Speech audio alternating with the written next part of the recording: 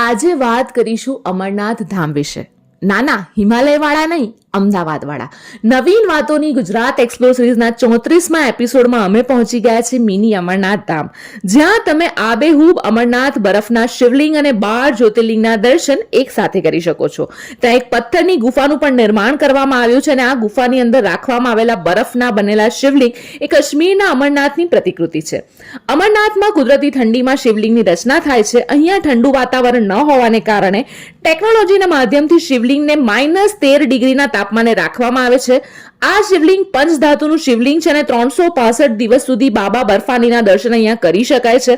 શિવરાત્રીના દિવસે ખાસ સવારના 7 વાગ્યાથી બીજા દિવસના 7 વાગ્યા સુધી શિવલિંગની પૂજા કરવામાં આવે છે. અમરનાથ ધામ ગાંધીનગરથી મહુડી રોડ પર જતા અમરાપુરા ગામમાં આવેલું છે, જે ગાંધીનગરથી માત્ર 25 કિલોમીટરના અંતરે આવેલું છે. તો મારા મહાદેવના ભક્તો વિડીયો સ્ટોરીમાં શેર કરો અને કમેન્ટમાં મહાદેવ મહાદેવ લખવાનું ભૂલતા નહીં.